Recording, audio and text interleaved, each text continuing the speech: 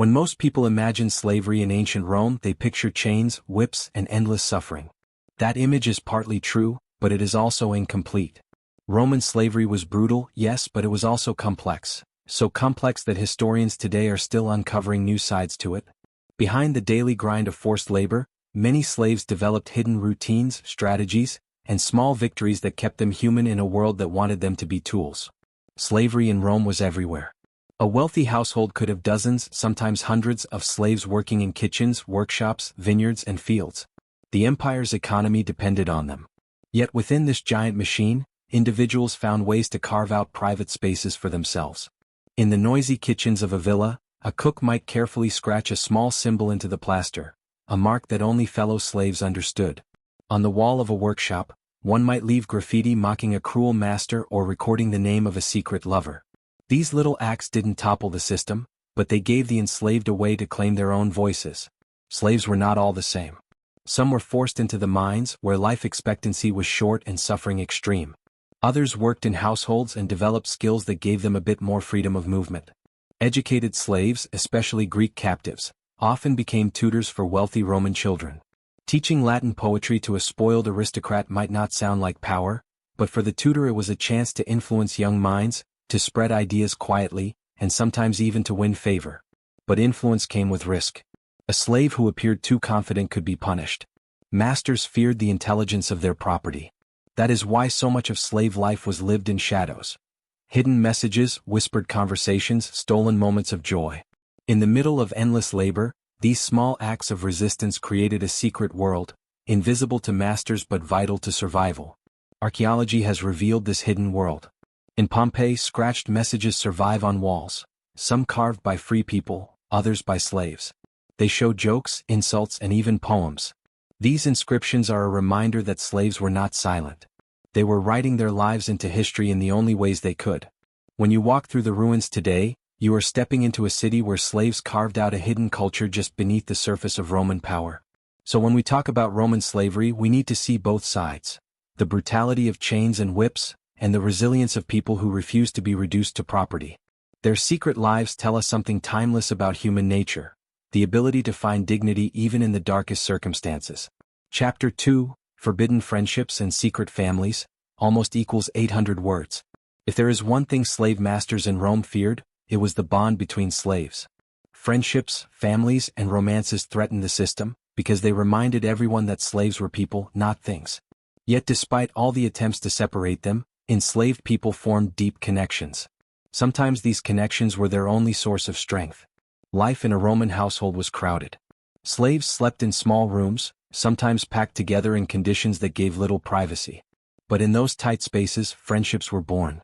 A whispered joke during a long night shift, a helping hand when a task became too heavy, these were acts of quiet solidarity. Over time, bonds formed that no master could see, let alone control. Romance was even more dangerous. Masters saw slaves as property, which meant any relationship could be interrupted at will. Families were often torn apart when children were sold, or when a master decided to separate lovers for convenience. Yet the records show that slaves still married, still had children, and still called each other husband, wife, brother, and sister. Roman law might not recognize these unions, but in the hearts of the enslaved, they were real. We know of tombstones erected by slaves for their partners and children. In the cold language of Roman epitaphs, you can still feel the warmth of these connections. To my beloved wife who was taken too soon. To my son, the joy of my heart. These are words that echo across 2,000 years. They remind us that love cannot be erased, even by slavery. Friendships among slaves also became the foundation of resistance. When one slave fell sick, others shared food or covered his tasks. When punishments were handed out, whispers of warning spread through the household. And when someone planned to escape, they rarely planned alone. Trust networks formed in silence, in dark corridors, in stolen moments away from prying eyes. The masters might see only obedience, but beneath the surface, a web of loyalty was always growing. It's easy to underestimate what this meant. For a slave, knowing that someone cared for you, that someone would risk punishment to help you, was a form of power. It gave strength to endure another day, to imagine a future where you were not alone. It was the seed of resistance planted in daily life. Slavery tried to reduce people to objects, but every friendship, every act of love, was proof that the enslaved remained human. The Romans feared that humanity because they knew it could not be controlled forever. In those forbidden bonds, the first cracks in the system appeared. When we think of rebellion against slavery, we often imagine Spartacus and his army of gladiators shaking the Roman Republic to its core. But most resistance was not open war. Most of it was quiet, hidden, and everyday. Across the empire, slaves developed underground networks of resistance, subtle ways of fighting back without drawing attention. One of the simplest tactics was work slowdowns. A slave could pretend to be sick or deliberately make mistakes, or take longer than necessary on a task. To a master, it might look like clumsiness, but multiplied across dozens of workers, it could cripple production. Breaking a tool by accident could delay work for days. A burnt loaf of bread could force a kitchen to start over. These small acts of sabotage were low risk, but they gave slaves the satisfaction of striking back. Information was another weapon. Slaves carried news from one household to another, whispering about cruel masters, planned punishments, or possible escape routes. Because slaves moved through markets and workshops, they were invisible couriers. In some cases, they even acted as spies, gathering intelligence for rebels or fugitives. The marketplace became more than a place of trade. It became a hub of communication. Escape was the boldest form of resistance. Fugitive slaves risked everything because the penalty for capture was brutal. Runaways could be branded on the forehead, mutilated, or executed as an example to others. But still they tried. Some fled into forests, others blended into cities, hiding among the poor. And they rarely did it alone. Behind every escape was a network of supporters, fellow slaves who provided food, shelter, or directions. Even those who stayed behind played their part. Some helped hide fugitives. Others spread rumors to mislead pursuers. It was a silent army, working not with swords but with whispers and small acts of defiance. Masters might never see it, but it was always there, waiting, growing. The Romans knew this. They lived with constant fear of uprisings, because they understood that slavery was a fragile system. If bonds among slaves became too strong, if secret networks grew too wide, the entire empire could tremble. Spartacus proved that. But even without open war, the daily resistance of countless unnamed slaves was a constant reminder. They were not broken, not obedient, not truly conquered. Resistance was not always dramatic, but it was always human. In a world where every move was controlled, even the smallest act of disobedience was an act of freedom. And in those hidden networks, slaves kept alive the hope that one day Rome's chains would be broken. The Roman marketplace was more than a place to buy bread, olives, or wine. For slaves, it was one of the few places where movement was possible, where anonymity could be borrowed from the crowd. Among stalls stacked with fabrics and spices, whispers traveled faster than coin. The forum was a place of commerce, but for the enslaved, it could also become a place of secrets. Slaves often moved between households, carrying baskets, fetching goods, or delivering messages. A master might think nothing of sending a servant to buy fish or lamp oil, but to the slave it was a brief taste of freedom. Time outside the villa, time in the open air, time among others like them. It was in these stolen minutes that networks of communication thrived.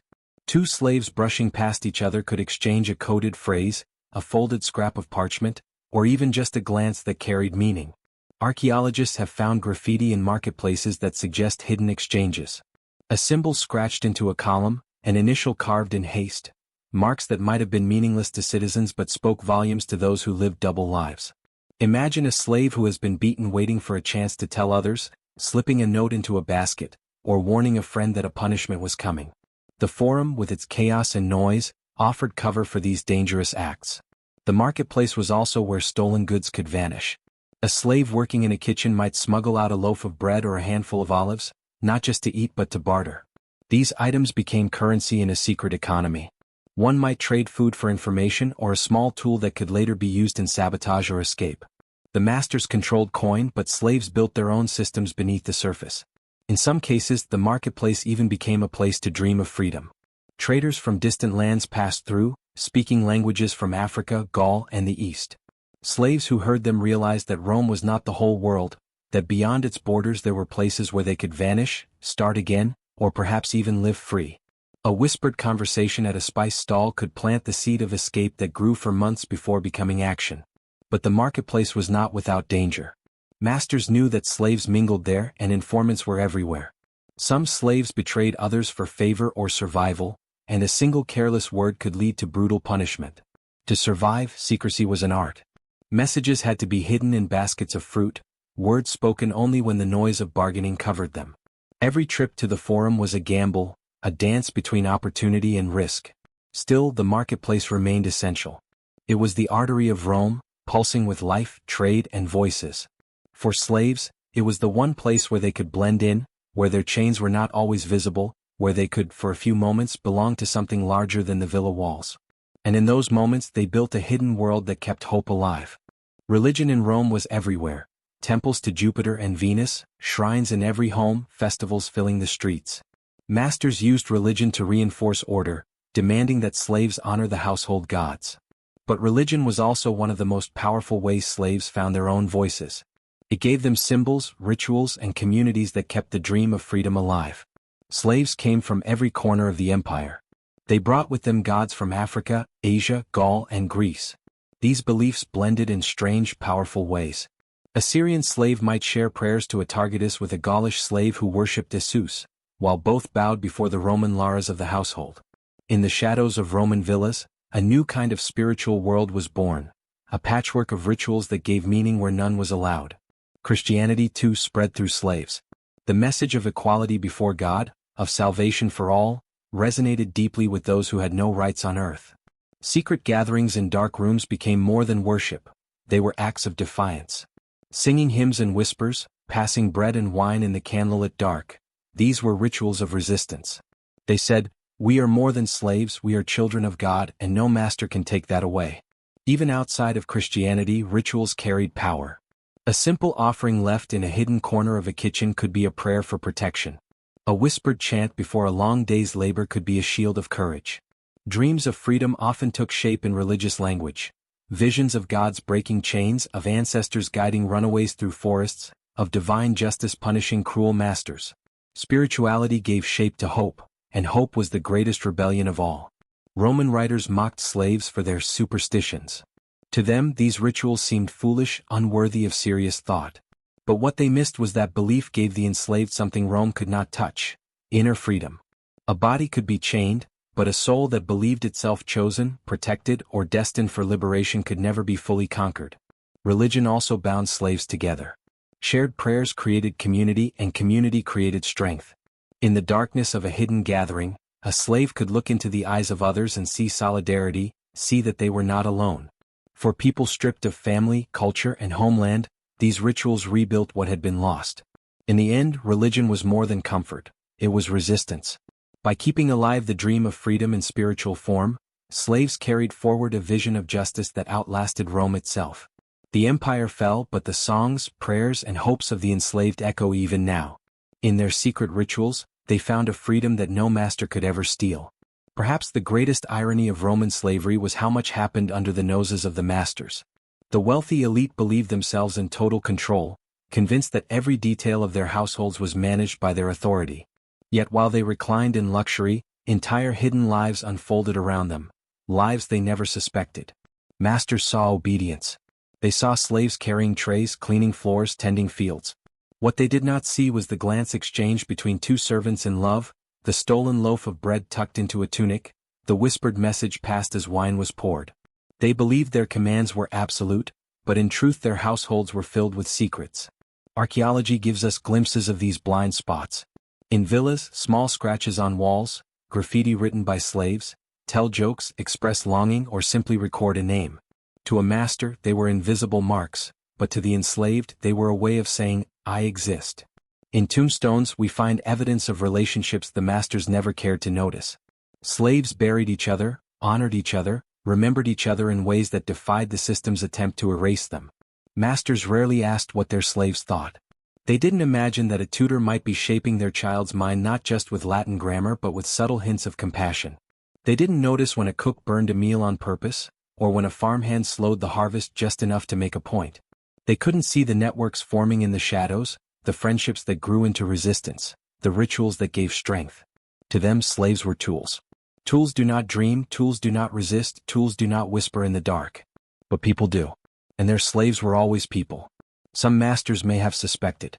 The constant Roman fear of rebellion shows an uneasy awareness. They knew that behind the bowed heads and quiet "yes, master," something else lurked.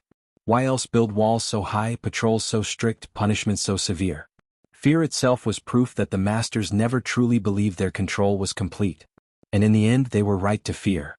Rome's greatness was built on the labor of millions who dreamed of freedom, who resisted in ways big and small, who carried a secret world inside them that no chains could destroy.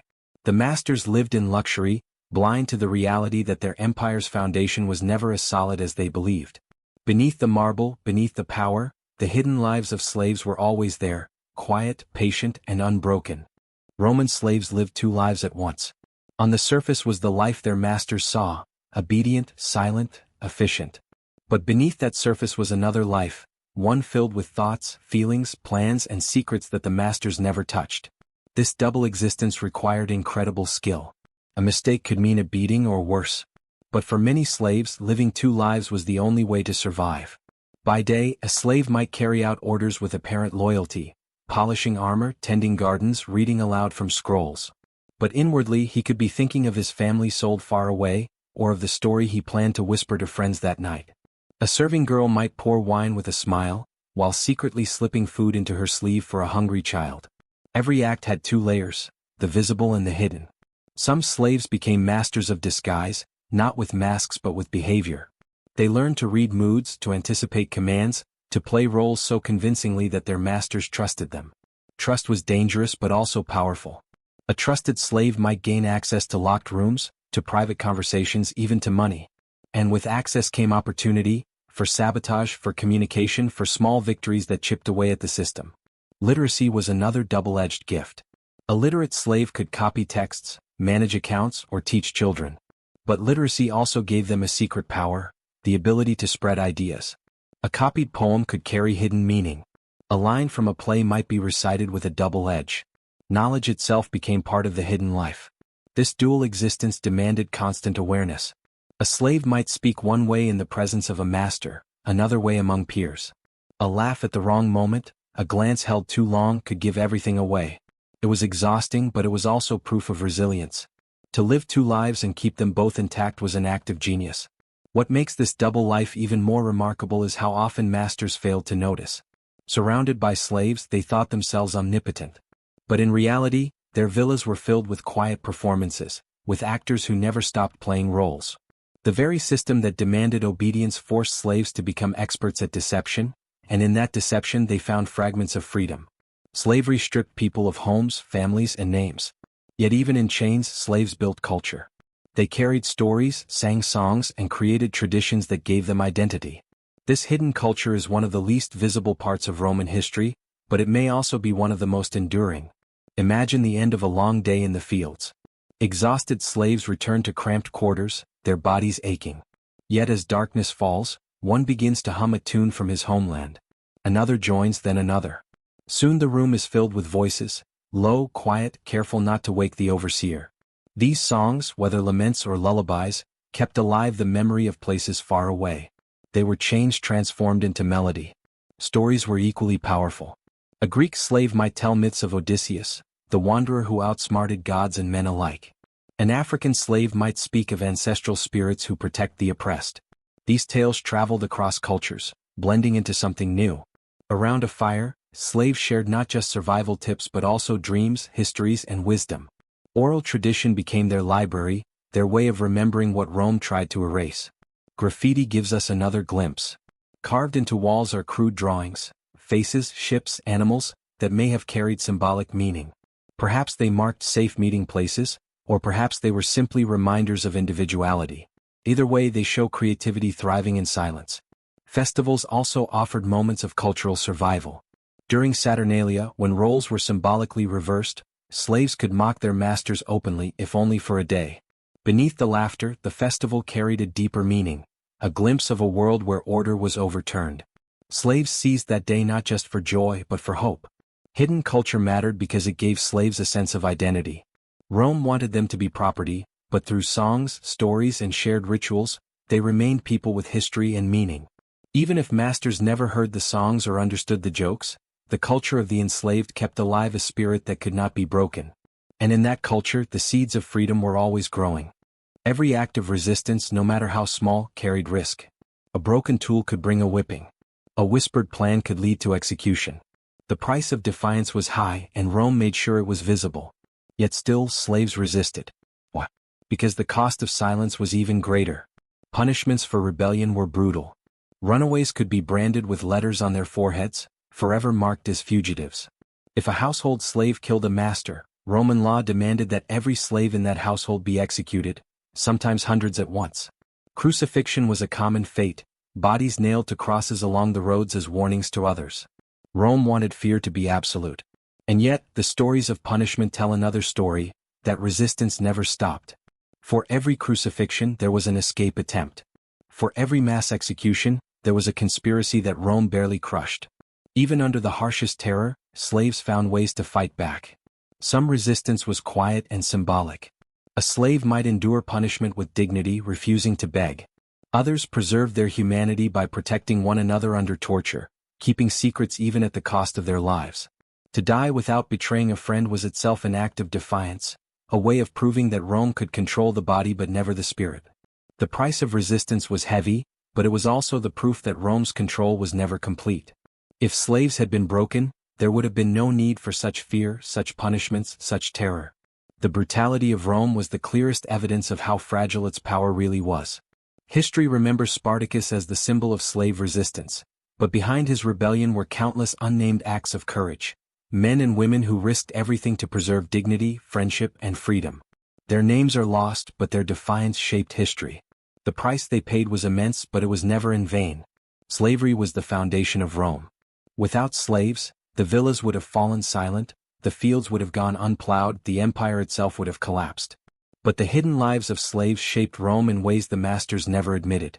Their labor built its greatness, and their resistance revealed its cracks. Every secret friendship, every whispered prayer, every stolen loaf of bread was part of a story Rome tried to erase. Yet archaeology, inscriptions, and memory keep bringing these shadows back into the light. We see them in graffiti on walls, in names etched on tombstones, in the echoes of songs that once filled crowded quarters. These traces remind us that history is not only the story of emperors and generals. It is also the story of the enslaved who refused to vanish. The irony of Rome is that its power depended on those it called powerless. Masters believed themselves all-seeing, yet they lived surrounded by secrets. They thought their authority was absolute, yet their slaves built networks they never detected. They believed their empire eternal, yet the hidden lives of slaves remind us how fragile domination truly is. The fall of Rome did not free the enslaved, but it scattered their stories into history. Today, as archaeologists uncover writing scratched into stone or scholars translate old epitaphs, we are piecing together their voices. And what those voices say is timeless, that no system of oppression can erase humanity, that even in the harshest conditions people find ways to resist, to love, to hope.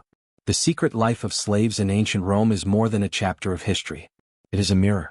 It shows us how people survive under oppression, how culture endures, how dignity refuses to die. Rome's masters never understood it. But we can. And by remembering those hidden lives, we honor not only the past, but the resilience of the human spirit that continues to resist in every age.